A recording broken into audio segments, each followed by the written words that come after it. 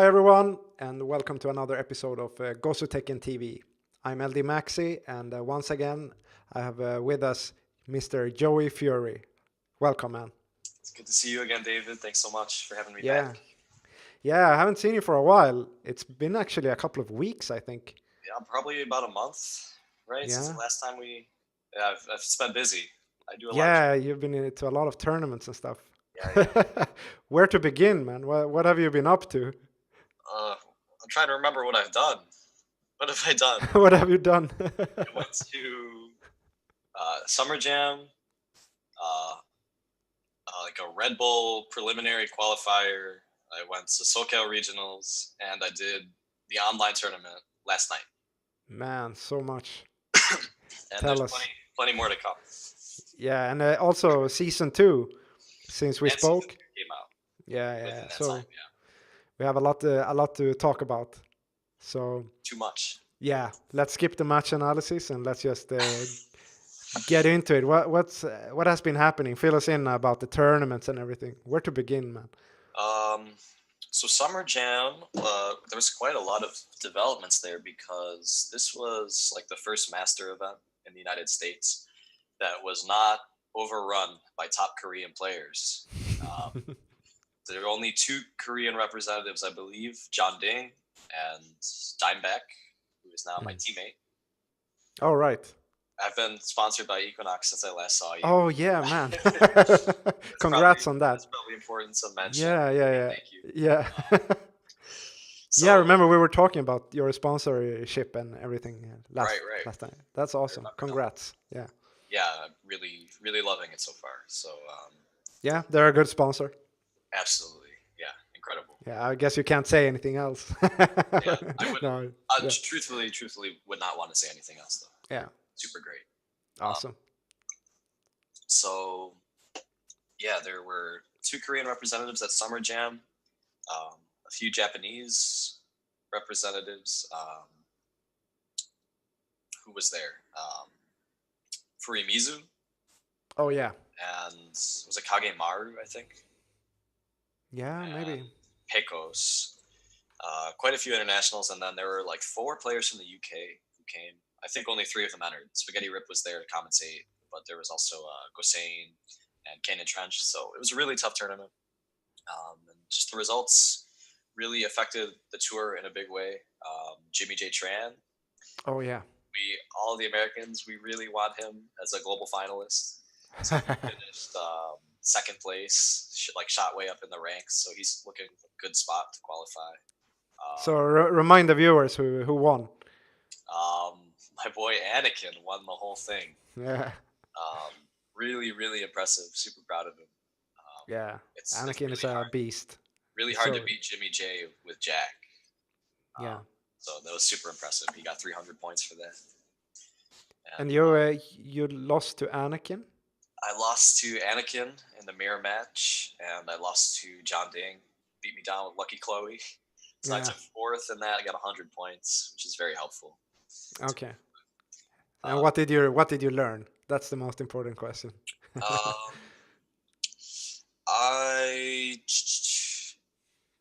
Looking back, usually I do very well in the mirror match against Anakin, but he outplayed me pretty thoroughly. So I've been thinking about my other options in fighting, or I was thinking about my other options in fighting him, which impacted, I think, the online tournament a bit yesterday. Oh yeah, I missed it. Who did you play in the online tournament? So in winners finals, I used Paul against Anakin.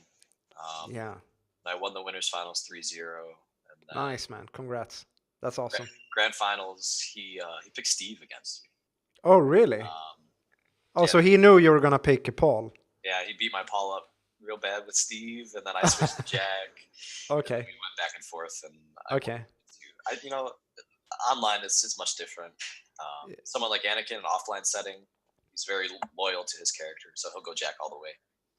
Online environment, he's prepared to, just take more risks, experiment a bit more, I think. So it was a fun set though. What's the matchup? Steve and Jack? How does that play out? Oh, it's weird. I think it's like depending on who has the offensive momentum, like who gets the frames, it's either like really good or really bad. Like Mhm. if Steve gets Jack against the wall, it's like good night. But it's also the other way around. It's just constant momentum struggle. I don't know how I would call the match. I guess like it's kind of like a 50-50 matchup. Oh, okay. But you feel comfortable against Steve, Um, yeah, or yeah. yeah. Whenever I ask Anakin about it, he's like, I like fighting Jack with Steve, and I like fighting Steve with Jack. So Oh, he likes it either way. either way. Exactly. Yeah. Yeah. But anyway, uh, yeah. I guess that's about it for Summer Jam. Yeah. Just it was a huge boost for all of the American players. I guess myself, Anakin, and Jimmy. We benefited a lot from that. John Ding did really well, third place finish, but he's already Yeah. qualified, so whatever. Yeah. And then SoCal Regionals was my next TWT event after that. So Okay. Jimmy J Tran actually won that event.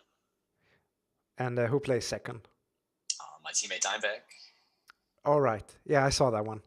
Yeah. That's good. Man, you guys are beating the Koreans now. It's good. It's awesome. Oh man, I had Dimebag. I choked it so bad.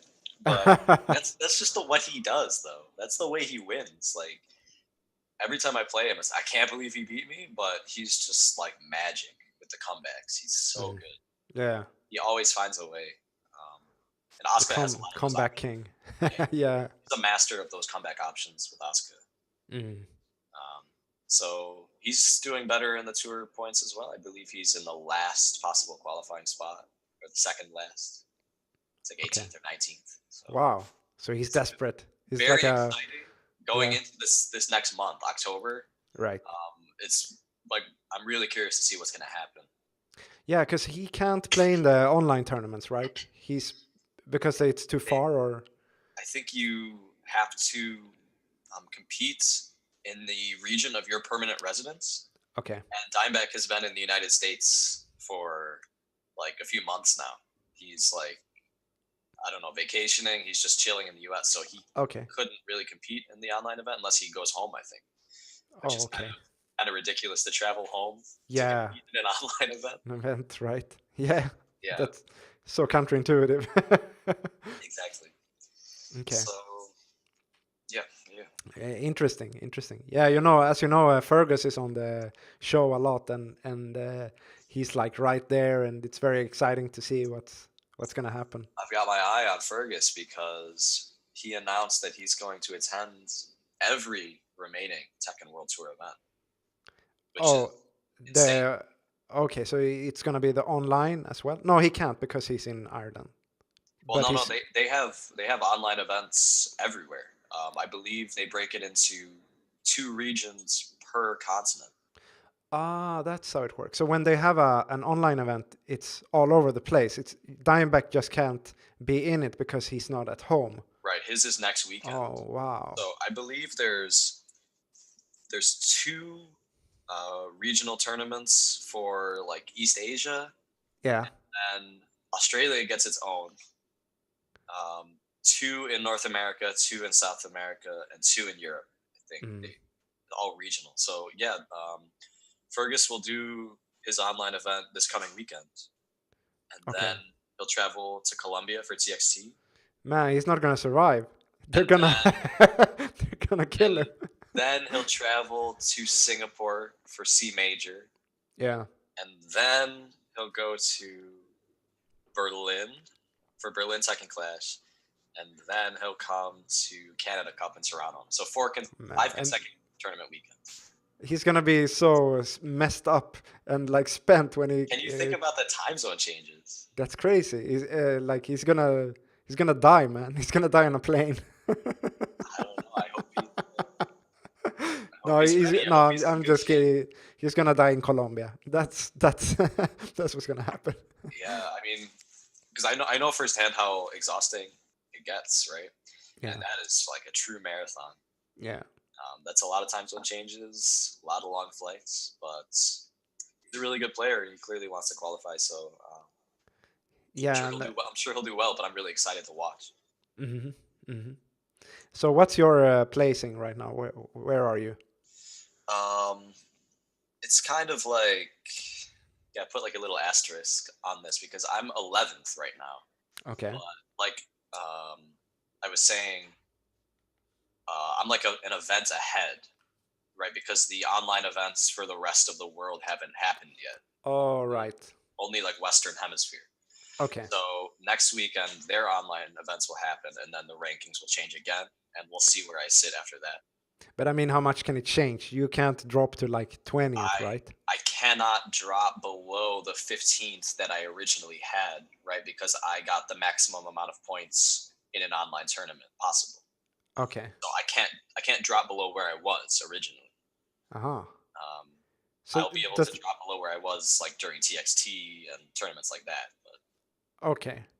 But I mean, theoretically speaking, are you already qualified for sure or Theoretically, I am not okay. qualified.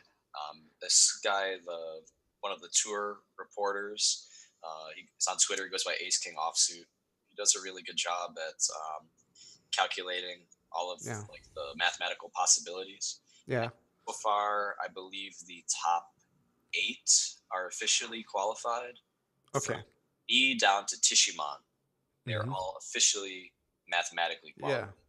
Um, in my case, I am pretty much qualified, just because the Something scenario. really weird would have to happen. Like someone that's never won before has to come like first or Well, something, right? what would need to happen is that the people who are coming up like from below and the people who are almost qualified, they would all have to travel like crazy. So like all of the Okay. remaining events, which is not really plausible, Right. but Okay. you know, So you're never you're truly safe. yeah, but I mean, you must feel really confident by this point I've that got a good feeling that I'll qualify for Amsterdam. yeah. So, are you gonna prepare for the finals in a different way than other tournaments, or Yeah, I have you think so. have you been saving up a lot of secret stuff, Joseph? Um, You can talk to me, man. We're friends. yeah, definitely. So it's been a ton of stress and a ton of traveling, a lot of work to get these points. Um, I just really want to relax with my preparation at this point, and not overthink things anymore because I've been grinding so hard. I think Mm, um, I've been spending so much time in practice mode and so little time actually playing playing. Yeah. that my balance has been thrown off. So now I just want to like play Yeah. Find a some lot of playtime. online actually. For the online tournament, I practiced like an online training regimen for it, Hmm. and I think it made all the difference. Like I just seemed so prepared to play in that environment. It really is Cool. a totally different skill. Well, not totally different, but Yeah. But a you felt at home when it was time to play yeah, the tournament. It was like, yeah, this is what I do. yeah, playing offline and playing online. The preparation is totally different. Um, How do you so prepare online? Do you just play play against other ranked, on? play Just play ranked like ranked. all day. Okay. Yeah, like What's your rank? uh, well, I was doing PS online specifically. I got up to like, what is it, Divine Ruler or something Hmm. like that. Um, I don't know, but I was just using all different characters, Yeah. and just trying to integrate into that kind of semi-latent environment where it doesn't Yeah. always feel quite right. But it's kind of funny that I've been playing so long, and it took me so long to realize, um, like if you don't play online for a few months or a few weeks, like you just play offline, and then you go to online, you're going to Yeah. be terrible. You're going to be absolutely terrible at it. Or And maybe you actually just got better, and then but it doesn't work on online. right, exactly. You're You're going to be just too terrible good. at Too online good. Tekken. And that's what I was doing for a long time. I've been entering a lot of online tournaments that Geico sponsors, and I never play online.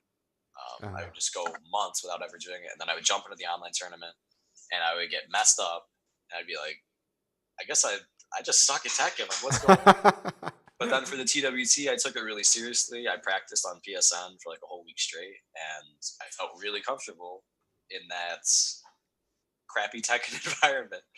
So it makes all the difference to just prepare for it, I guess. Okay, cool. Yeah, man, it's awesome. This is listening to you, like this whole world of competing this way. It's I've competed in some tournaments, but never like this, never like a season or something like that. So this must really feel like it's your life, like this is what you actually do. Yeah, it's really what it all comes down to is I just have that goal. Like I want to go to globals. I want to be a global qualifier and compete with the best because it's so fun. It's so exciting. So everything I do is kind of just it's always looking to that one thing. Like I want to do well in the online tournament because I want to go to globals. I Okay. want to travel to this because I want to go to global. Okay. I think it's just good to be goal oriented like that. It keeps you moving forward. Yeah, of course. Yeah, when you have a really strong why, you're like more focused and Right. not as distracted. I presume. You had actually done some sports prior, right? You had done some football, or you told me about this, I think. Um, yeah, my athletic background is not very impressive at No, it's all. not. No, Okay, okay. I played like sports as a kid, but like lots of people did. Yeah. I never did anything like impressive. Like I went to like a state level, whatever. No, Like no. nothing like that. Because I think that's one of the reasons why Americans are usually very good at different things, because you have this kind of like sport mentality really early, and the whole coaching thing and everything. And I mean, you can tell. And it's not just that. I think it's also because you have so many tournament organizers, so you're used to the whole tournament stuff, and I think it's just a very good mix for you guys, and that's why I think you're so successful. Yeah, I think there's definitely probably like a competitive sports culture in America. I mean, I wonder how much it affects like our top Tekken players. I feel like I look at our top Tekken players and I feel like they don't really play many sports. They're all gamers. No. For me, I think my background is it's in music. Oh, really? And I studied saxophone when I was in college. Oh, I wouldn't have guessed that. You Yeah, just didn't strike me as that kind of person. I just performed a lot. Um, so I have that background in, um, dealing with performance anxiety and All right. Oh, yeah, because you did it in front of a crowd and everything. yeah, being on the spot. Yeah, I mean, I would perform, long pieces of music from memory, and just really built up my focus and ability to perform on the spot. So that's Cool. I think that stuff That's ties in awesome. with Tekken for me. Yeah. Yeah. What else do you think you're in which other ways do you think this whole experience helps you with Tekken, Um, playing an instrument like? I had like a really phenomenal instructor of saxophone when I was in school, who really tied together um, music with life, and it not just being like just a separate thing that you do. Yeah. That you're an artist, and um, you, your life gives you what you want to say, what you want to communicate, and so it's important to be well-rounded, learn many things, so that you can communicate meaningful ideas through your music. And for me, Tekken is kind of I connect that with Tekken a lot because of how many skills it employs. It's not just be good at Yeah. knowing Tekken. It's being in control of your emotions and having empathy, knowing how to understand your opponent. Yeah, there's a lot of personal development stuff Yeah, there. knowing how to take care of yourself. It's such a huge challenge, and I really related that to music. My instructor taught me about how if you want to be good at this thing, you have to be a complete person. So it was valuable lessons, and it's what my buddy Spear always says: like life is like Tekken, and Tekken is like life. Yeah. So you have to master yourself if you're going to master the game. And it's interesting stuff to think about. It's kind of funny. It's, in a way, when you become better at Tekken or whatever you are engaged in, it's kind of like you're getting more and more freedom because now you can do more and more stuff. But Yeah. in a way, it's also like because you're perfecting it, it's becoming less and less. So in a way, you're getting more freedom, but you're also playing around less. It's kind of like you understand more. Like this is the path to walk. Right, right. So like when you first approach it, it's like this nebula of Yeah, insanity. You're like, where do I go through yeah. this? Like you can use any attack. You can do whatever. It's like it's complete open. And then Yeah, when you become better, it's more narrow. But at the same time, you're more powerful. So you can actually, you, I'm sure you can relate to this. yeah. I definitely understand. Yeah, like it's like almost counterintuitive. Like the options seem like less, but you realize how much you can do with them. Yeah. Um, And for me, as kind of like an amateur at music, I know nothing about music, man. I guess it's the same. It's kind of like if I would listen to you or someone else play, I would be like, oh, they're like really like so free with the instrument, but maybe for you, you're like really trying to hit that note, and you're like really, just doing what you need to do, right, right. It's like, well said. Yeah, it's like um, you create this experience of freedom from mastering the details and finding your focus. Yeah. I can really get that feeling when I look at players like Knee, for instance. Feels like he's like really trying to just perfect it. Right, right. But other players that are so like all over the place, it feels like they're like just trying to be as free as possible. I Yeah. don't get it. They can be really good, but it looks really open in a sort of strange way.